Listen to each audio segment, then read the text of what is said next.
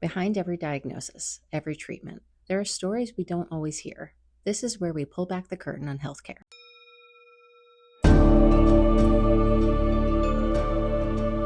I'm Dr. Rollins, and this is Charted Territory.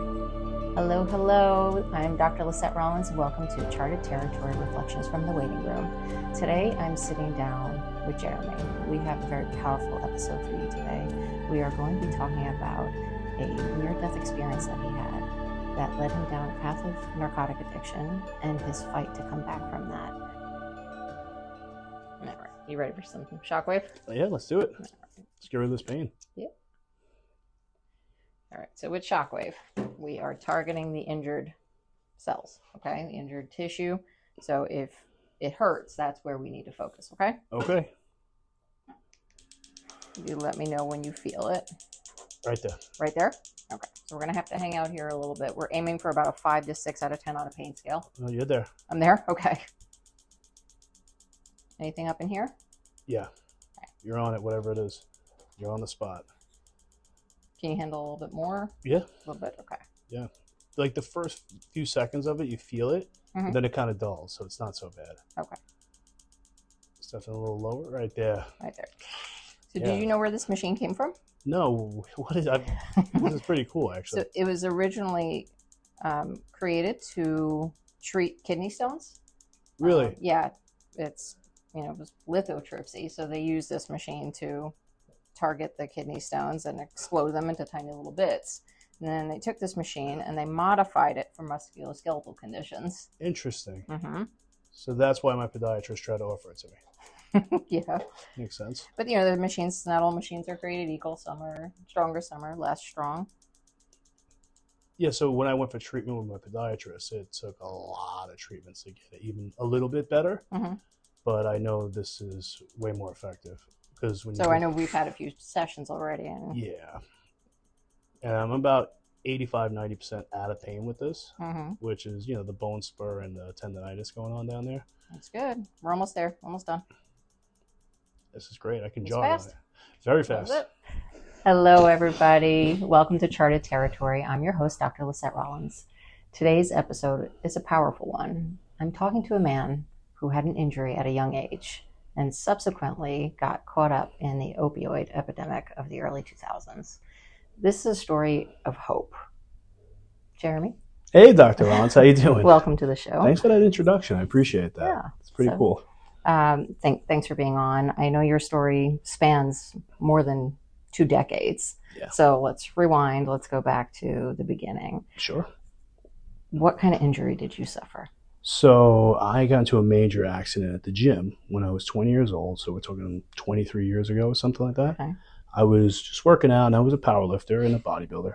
And I was shoulder pressing about 295 pounds on a barbell over my head. And this is something that you would typically do anyway? Oh, yeah. This was like an average day for me. I would get 10 or 12 reps for that. And it has a locking mechanism. It's called a Smith machine. Mm-hmm. So I go to put the last rep all the way up. I lock it in, and I stretch.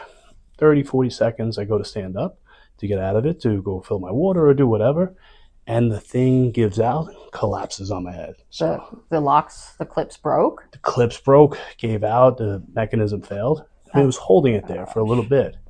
And I had to use this machine thousands of times before that. And never had any issues before? Yeah, it's a safety machine. If you can't handle the weight, you let it go and it catches it.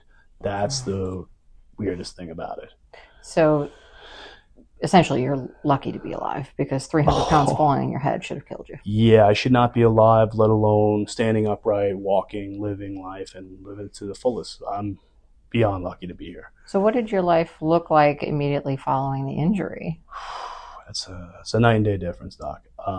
Prior to getting hurt, I was about to be a firefighter, FDNY. I was a massage therapist. I was busy, active all the time. So you always had physical jobs? Oh, yeah. I just happen to enjoy them, DJing on the weekends, you name it. Like, I always kept busy. And I always worked out, always played sports. And, I was designated D1 athlete, so.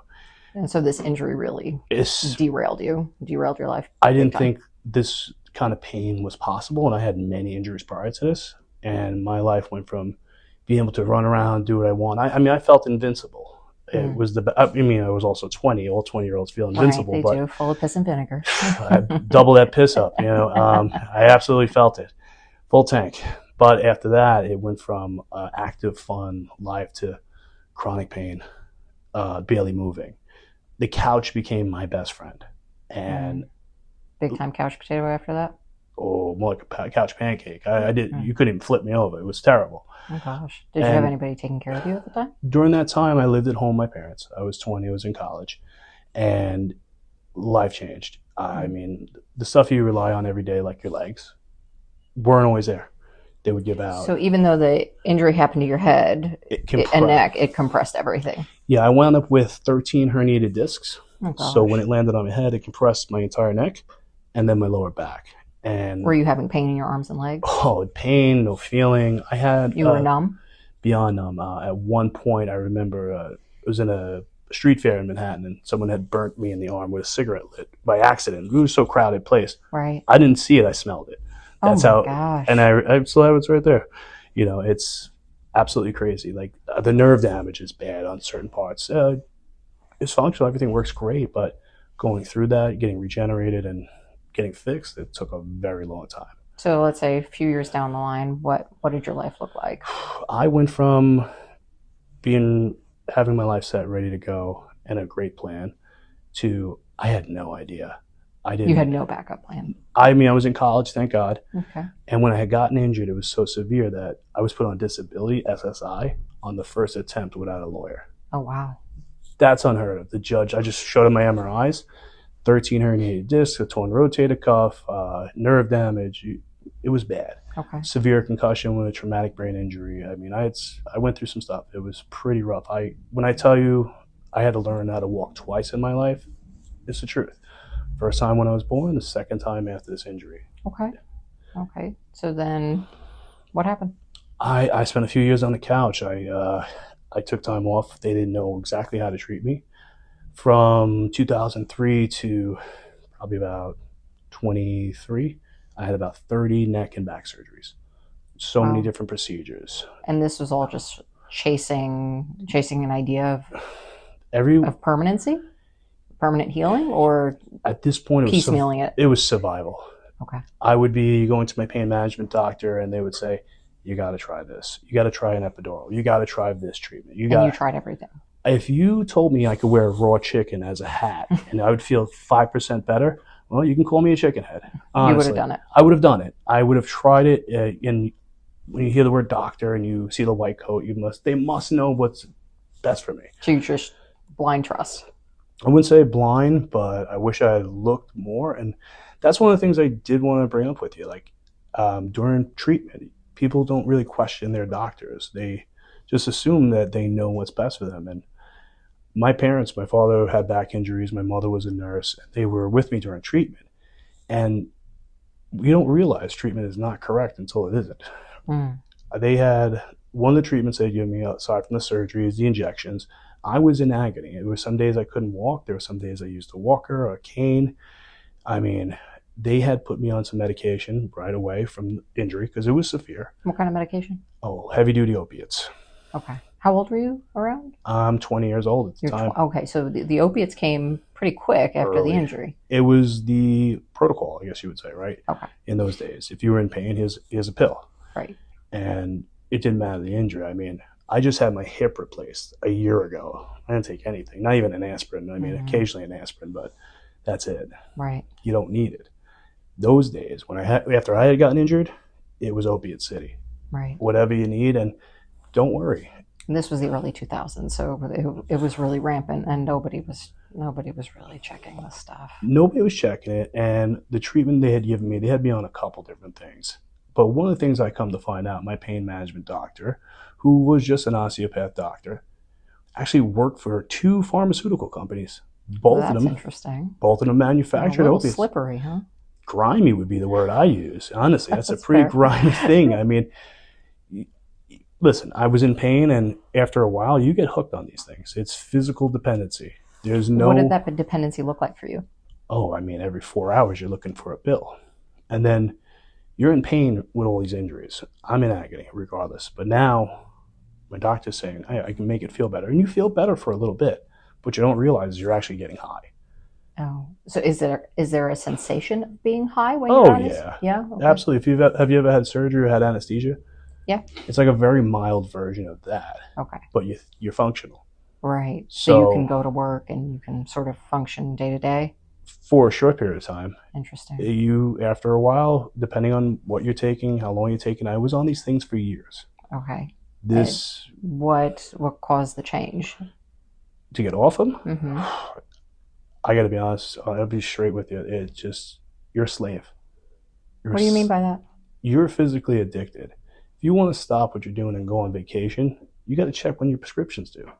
Oh, interesting. Oh, yeah. And good luck asking, hey, I'm short.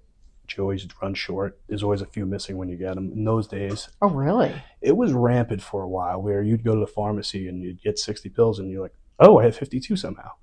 Oh, interesting. And you would actually have to count them out right there. I mean, I hated being that kind of company. It's not who I was before. And just because a major injury or a major accident happened, why is this stopping my life? Why is my life going from the trajectory I had it going into? Yes, I had an accident. It was life-altering. I don't have to stay here. That's what made me go, I'm done. So you were really inactive during this period? Inactive. I was like a piece of veal. I did not move. I'll give you an example. I was given a handicap parking right away. Okay. I actually had to admit I was handicapped. I'm physically disabled. Right. And there's nothing wrong with using a handicap parking. There's absolutely nothing wrong with that. But once you get over this stuff, then there's something wrong. And I had gotten back into shape, so that's why I look at it. So you had gotten out of shape. You gained some weight or something? So when you're not moving around like I wasn't, and I used to be working out all the time, and you're eating painkillers, and they just tell you to rest because that's what they should do. Nobody recommended exercise, stretching, nothing like that? Seriously?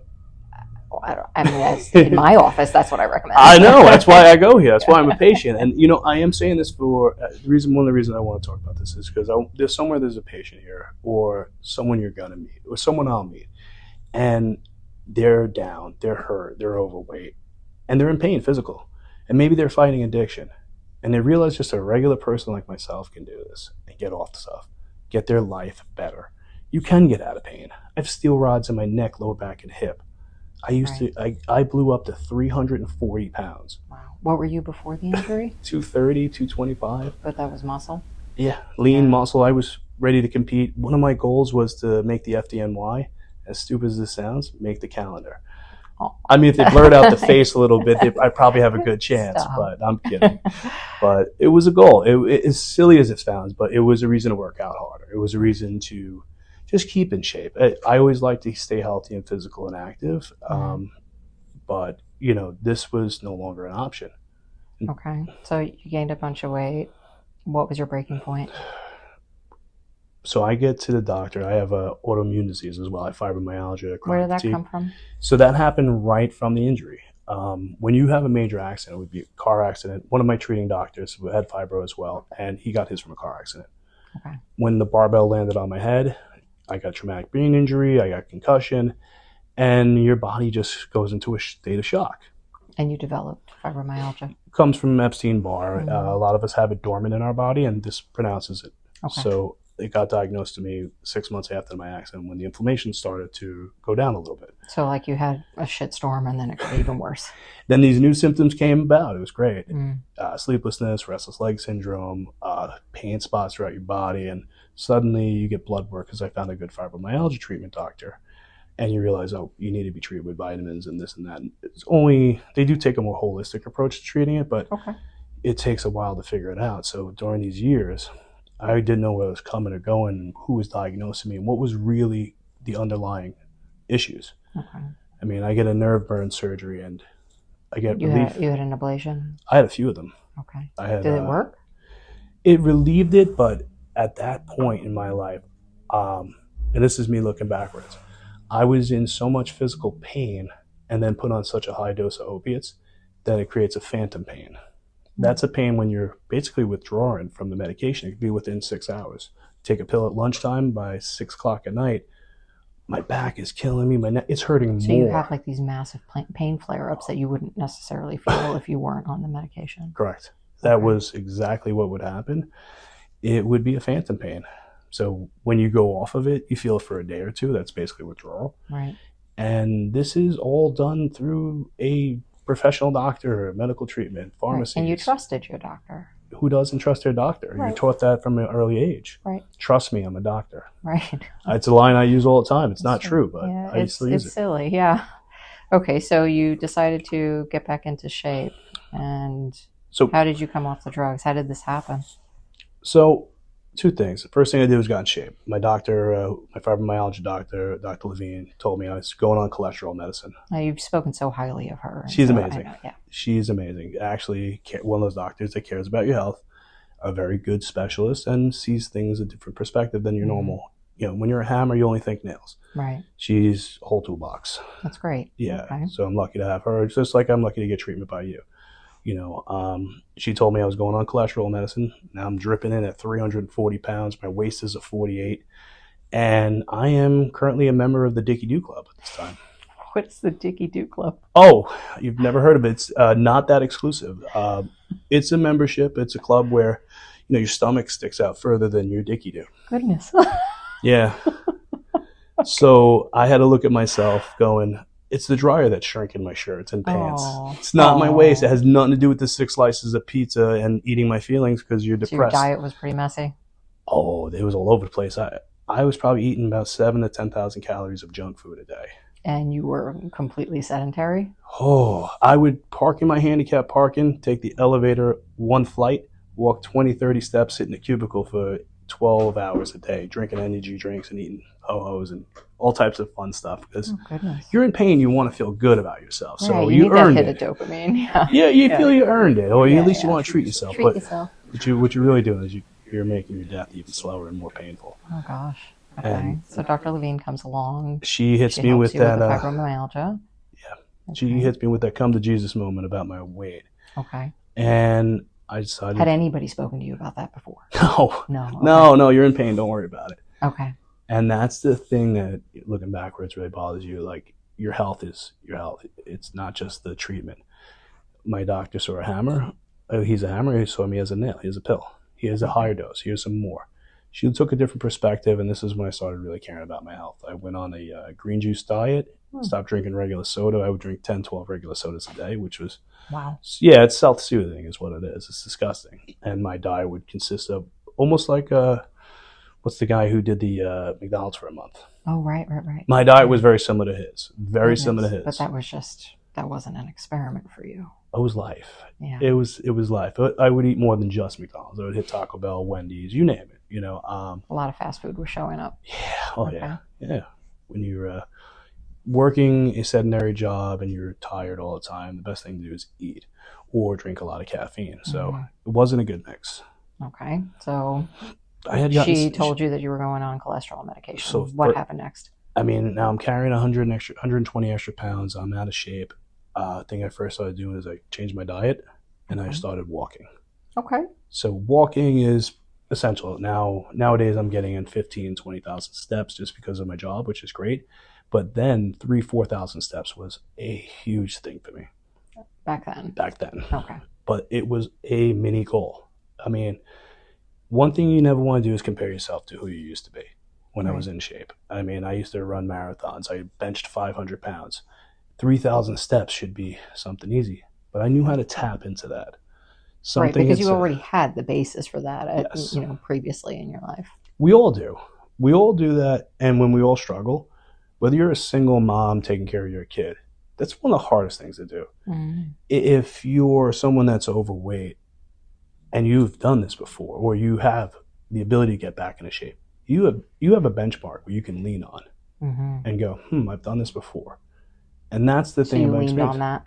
I leaned on in my childhood. I mean, I was an athlete in many different ways, and a lot of being good at sports is having to prove yourself, having to mess up, having to do things over and over and take discipline and spend time developing it. And it's physically exhausting too. So most, if you have the experience in that, you can tap into that even when you're out of shape. So 3,000 steps, I got this. Okay. I will literally break my foot because I didn't want to carry this weight around anymore. Okay. I didn't want to be unhealthy anymore. I wanted to be back. So did she set a goal for you? She did. So she told me, when I was 340, she says, here's the medication you're going on. She wrote the script out and everything and post-dated it a month. She goes, this is yours next month if you're not making some sort of progress. I said, what do I got to do? She goes, I need you to lose 30 pounds in the next 3 months. Okay. So I lost 60. Wow. Wow, you doubled that. Oh, yeah. So I just tapped into my competitive nature. I have younger brother syndrome. So I have 2 older brothers. I would always compete from the time I was a kid. I mean, I was a black belt at 7 years old because my older brothers were. Right, it's natural. And I would try to outdo them at just competition.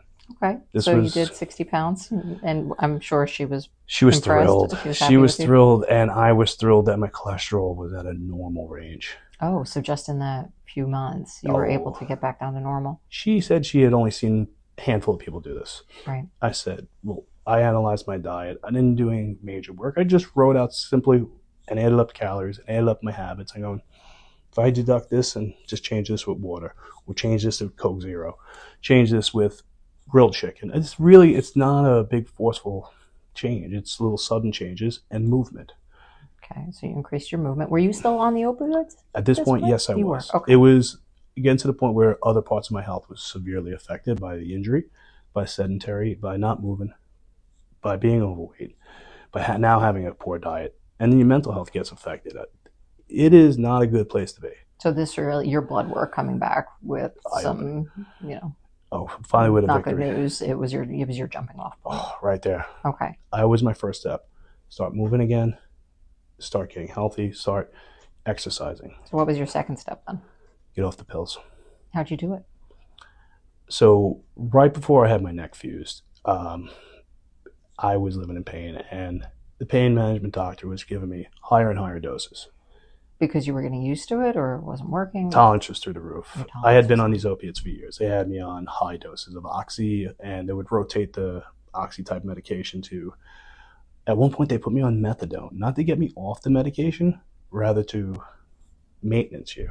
Interesting. And they use it for pain. I know it does work, but I'm sure heroin works. It's in the same classification. Right. You might as well just give me some dope and say, hey, go out there and work and be the best person you are. That's basically what was the prescribing protocol in those days. That sounds aggressive. It was aggressive, but you don't think it at the time because you're getting it from a trusted doctor. And then after a while, he's not your doctor or she's not your doctor. They're your drug dealer. You don't need. Is that really how you started to see your doctor, as a drug dealer? About 1.5 years, 2 years. When you go there to your pain management doctor, and the questions have been the same ones over and over. They're not looking at a long-term goal. They're not looking at your health. And I'm taking my health serious again. I'm going, this has got to have an effect on me. Nobody had ever suggested weaning you off this to find a different way? No. Okay. Not at that time, no. So this was all on you? This was all your plan to come off the medication? At this point, I had been working out for about 3 years. I had almost gotten back to the shape I was in prior to the injury. That's amazing. Yeah, I knew it was possible. A lot of people, when you're down and you're feeling down, you can't envision the goal. Right, and you're almost 20 years older at this point, right? 20 years older. Well, I'm about 12 years older. I'm 30. Okay. I'm in my 30s. You're in your 30s when this happened. Okay. We really do need to take your health serious. You should always take it seriously, but that's when the real threatening things start to pop up. Okay. And you need to be on the right side of health. And during that time, I'm getting in shape. I'm going, man, I was able to do these things physically. I was able to drop 100 pounds. I was able to get into shape. Why can't I get off these pills? Okay. Because you had met your major goals, This was the next step. Absolutely. Okay. So what did that look like? How did you start the process? Was it gradual? Did you wean yourself? You start talking to friends about it, and you realize that their opinions don't matter. Family members, because a lot of people. Did you have some people like not encouraging you to come off the medication? No. Very few people do, especially in those days. In those days, it was very easy to get. If you went in for a toothache, you'd walk out with Vicodin. That's true. Not now, but nowadays, thank God, because it's just not needed. Yes, this has turned more people and ruined more lives than I can imagine. It's just something that should have never friggin' happened. And I look at it like this: I'm lucky. I'm beyond blessed to be here, be alive, and this thing, in one way or another, turned my life for the better. I mean, listen, I was supposed to be a fireman. I got hurt. Who knows? I could have wound up in the burning building, God forbid. Right. But my life turned out so well. I spent almost 9 years injured, not moving, to say, that's it. Do you live in the what ifs? What if this injury never happened? What if I never got on the medication? I do it in a different way. I learned from one of my favorite authors. What if, and worst case scenario, who the hell cares about the worst case scenario? Doesn't get much worse than taking a 300-pound barbell to the head. Right. And I teach special education in New York City. I deal with some really difficult situations. Trust me. What if this was better? But it's not going to be. It is your job to manage it, deal with it, and kick its ass. In the state that it's in right now. And so that's how you approach your life. It's handed to you. No one is going to help you. I had doctors and lab coats not giving a crap about me. And that's when it clicked in. I'm a number and I'm a dollar sign. I'm going to be the only person. So depressing. It's honest. Sad, but it's honest. Okay. So you came I off saved the meds. myself. What'd you do? So I'm on the phone with my pain management doctor. He had put me on this heavier medication right before the surgery, Dilaudid. And I had a bottle of Dilaudid, methadone, muscle relaxers, Ambien to sleep, Xanax for the anxiety, and I forget the medication that would keep you awake. So you were on a whole cocktail of... Yeah. Oh, and don't forget the migraine medication from constant opiate taking. I was on Furoset as well, which is caffeine and phenobarbital mixed in. Goodness. Yeah. So I remember taking the medication, and I got into an argument. I started talking to the doctor about how do we get off of this. He goes, "You're getting a fusion surgery in a couple of weeks. You're going to be in more pain than ever." I said, "Listen, you're not hearing me. I don't want to be on this anymore." Okay. He basically told me, figure it out on your own. Good. In so many words. Wow. So I was in my kitchen bathroom area, and I just take the pills. I look at them. I'm by myself. And I just go, I can't do this anymore. Were you living alone at the time? I was living in my own place, and I take my pills, dump them in the toilet. Whole toilet's loaded with it. And then I did something I should have done a long time ago. Pissed on them. I pissed on them just in case. It's that coating, you know. I don't want the sewer to get disrupted, you know. Well, we appreciate that. It's environmental too. Yes, so I urinated on it, a way to say we're done. Flushed them. It's very symbolic. I thought so. Yeah. Hey, like I said, you always have a checkpoint or a reference point. Right. And that was your moment. Yeah, I could tell you. I don't remember the date, but I know it was a long time ago. I'm sure you remember the feeling. Oh, yeah. I can see it right now. Right. The big stream of happiness. Okay, so you peed on your medication. I peed on my medication, and it's probably not the smartest move. If you're thinking about doing it, I would strongly recommend not doing it that way. I imagine you went through withdrawals. But that's to be expected. I would recommend you see another doctor, that treats for Suboxone or any medication that can help you get off it, because there are risks you can get, like organ shutdown, and you can have seizures. You can seize up. So I remember it's pretty miserable to come off these meds. So I went about 2 days without any help, any assistance, just knuckled through it. Wow. Yeah, it was fun. Wow. What did those 2 days look like? Just feels like food poisoning. Oh. You're just throwing up a lot. Vomiting, diarrhea, chills. Every orifice you have. Chills, hot chills, cold chills. Okay. Lukewarm room temperatures, spasms. You have like the flu? On steroids. Oh, God. The flu on steroids. It is, you got muscle spasms in your shin. I've never had a shin splint and a calf cramp at the same time. Oh, my gosh. I mean, it was a double Charlie horse. There's not enough Gatorade in the world. You have cramps, and then it's fine. You know, but what I did is after the second day or so, I called my new pain management doctor, who doesn't do treatment of opiates. He has gotten more people off these things. Okay. And big shout out. So this is the person that you want to talk to if you're coming off these meds. Listen, shout out to Dr. Chris Perez. That's all I'm going to say. Great doctor. Does help with pain and helps change your life back on track. So he put me on Suboxone just so I didn't have any seizures or any side effects. But more importantly, to give you a better map to success. You know, the connotation with these drugs, people are ignorant. And I was too. I told him, I don't need that. He tried to put me on methadone. He goes, this is nothing like that. This isn't a taper medication. This is to clear your system. So that's what the Suboxone does? Just gets rid of all the physical. What did you feel like when you were on that medication? On the Suboxone? Mm-hmm. This was the first time it felt like in years where clouds started dissipating in my brain. Interesting. So you didn't realize that you were foggy beforehand? I had no idea how foggy I was. until I got off this. And that's the thing that when you're on this, you don't realize. So hopefully someone hears this and realizes the brain you have is so impeded by these things. You don't make good decisions. You think you do. You're not off. You are definitely not rational. And your temper flares up and down on You had these. anger issues? I would get frustrated easily. I would get short fuse? Not short fuse. I would get frustrated and lose my patience. I mean, I work with kids. And I was on the stuff before I became a teacher. And since being that, I've never used these things. Thank God I got it off before then. I wouldn't be able to be a good teacher if I was losing my patience. And I work with kids who have special needs. Which, you need a ton of patience. Yeah. Just for children in general. 1,000%. Special needs children, you have to have a lot of compassion and love for that. Yeah, I absolutely do. Someone did it for me when I had my problems growing up. So, and if you lose your patience there, you'll never be able to do it. But just think about this: if you're on pain medicine and you're a parent or you're a loved one or you're just a good employee, this is now going to change you. You're going to be short-fused. You have less ambition. So the Suboxone sort of cleared all of that from your system? It cleaned my life. It cleared all the physical issues I have. You still have to deal with oh my God, I was taking a drug every day. Okay. And did you feel the physical need for those drugs? Or did the Suboxone take care of that too? The Suboxone took care of that. Okay. The want to take the medication, to find it. I never experienced wanting to use like street drugs, narcotics, or buy from a dealer. Like I never had to. I only had to buy from a doctor and a pharmacy, right? Right. So to go back into that after going through withdrawal, it's not an option. You never wanted to live in that space again? I will never live in that space again. Okay. The day I peed on the pills so eloquently was the day I was done. And everyone has that moment. Some people call it bottom. Some people call it clarity. I call it the day it's done. That's it.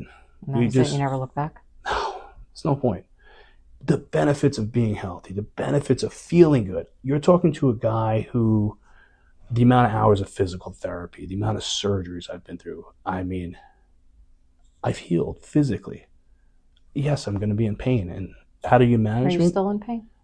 I am in pain every day, but you would never know it because of how I manage it.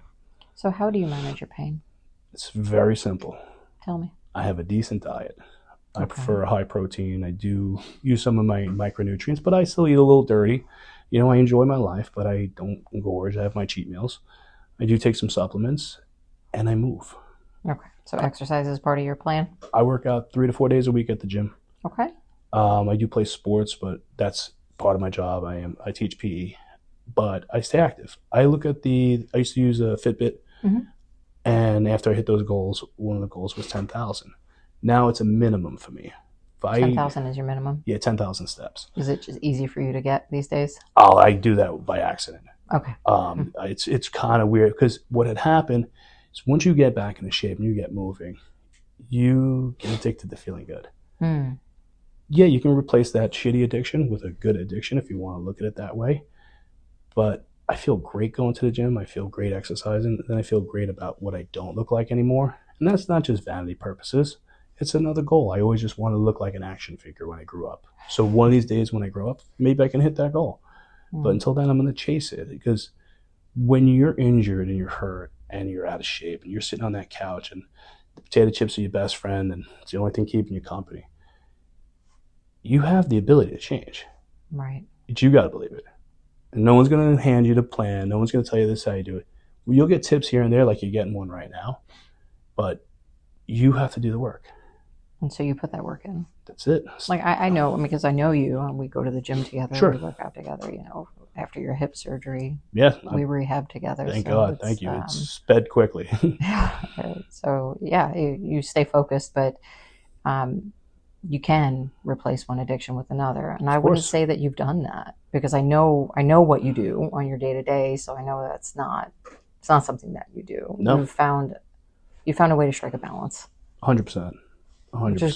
Which is great. It's one of those things. I have coworkers that are in their 70s, and the ones that still stay fit and active are usually the happiest ones.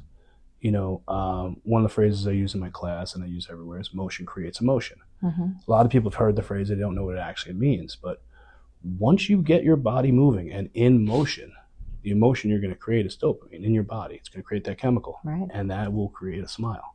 Right. Dopamine is your feel good. The drugs is nothing more than dopamine in a pill, but that's all it is. Right, with the side of addiction. The side of addiction and tragedy. Mm-hmm. I have friends I went to high school with that are no longer here. You know people who've OD'd? Dozens. Mm. I forget names at this point. You just drive by the memorials. You live on Staten Island. I am from Staten Island, yeah. It's pretty big on the island. At one point, they did a National Geographic documentary called Drug Island, New York City, and it was all in Staten Island.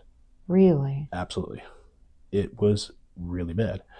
You had people going from pills to heroin very quick, and because it wasn't just in the city, it was now in semi-suburbia, and it doesn't discriminate. It affects anybody. All races, all classes. Correct. And no one's above it.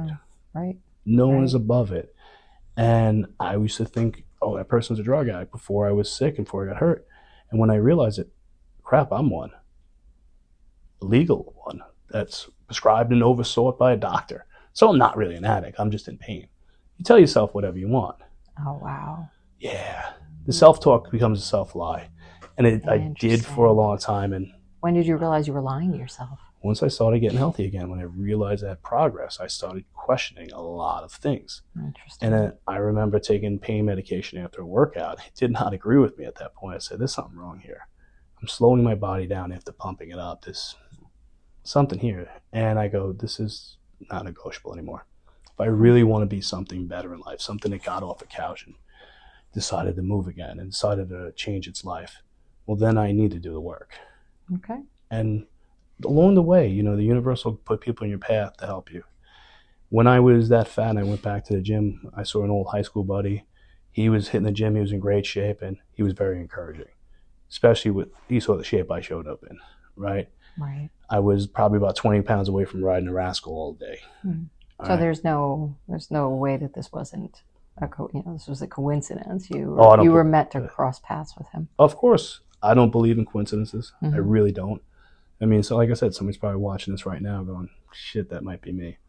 Or you can do better than me. And you should, because honestly, it's not that hard. You have to change the way you see yourself up here. You got to talk good about yourself and then put it in motion. You got to find the right doctor to help you get off the medication if that's what you'd like to do. You need a team. You need the right people. Right. I mean, the motivation to get high when you're on pills and this and that, it's a lot of work. It's a ton of work. It's not an easy thing to come off these drugs. The physical addiction is brutal. It's probably one of the worst pains I've ever had, and it didn't need to be. And probably the worst effect, it probably affected me worse was the pain medicine versus the injury itself. Because injuries do heal, and then you manage them, you figure it out. There are people right now living in pain, they don't realize they can get a treatment. Question your doctor.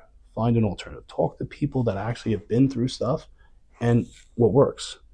Anything I wanted to get better in life, I would find out who's really good at it, have a chat with them, take a little from this person, take a little from that person, and make my own recipe and find out what works. You're not going to get it on the first shot.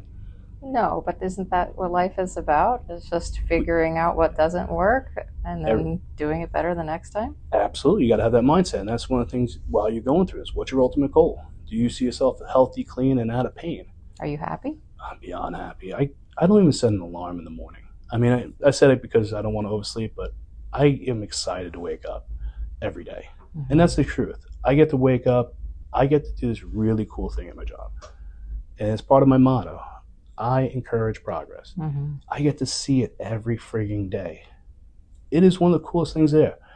And I get to live it, I'm not perfect, nobody is, and we all make mistakes, and that's kind of the point of this. But the progress that comes along with moving forward, I love it. That's great. So I feel blessed to be saved, be spared, whatever it is that kept me from dying or kept me from staying on that couch and staying down. Mm-hmm. I'm glad it happened. Because you're still here. That's correct. What do you think your life would look like if you never made that change? I wouldn't be here probably. I got to be honest with you. I'm sure some sort of other health complication was flared up or taken me out or made my life even worse. I mean, I had one of those moments where I just go, nope, we're changing right now, today, let's go. You have to come to Jesus meeting with yourself. You know, he says, hey, Jesus, he's in there. He says, you got to put it down. That's so great. Wow, I'm glad you're here, and I'm glad you made grateful. that choice. It wasn't an easy choice for you to make. It wasn't really a choice. Oh. It wasn't a choice. It was something that just had to get done. It's like the person that decided to just go to college at 40. Right. You need to high five that person. Absolutely. You know it's what I mean? so hard to make a change like that. When you're not 18 and got nothing else to do. All that piss and vinegar is gone. It's just vinegar. It is. You know? At 40, yeah. That's all right. It's the same like when you have an adult trying to make a major change. We sometimes have the best excuses because we have a lot of experience in it. We also have a lot of responsibilities that we didn't have in our teen years. I hear you on that one. Yeah. One of the responsibilities, if you're willing to make that change, it's just not that costly. 45, 50 minutes a day, 3-4 days a week.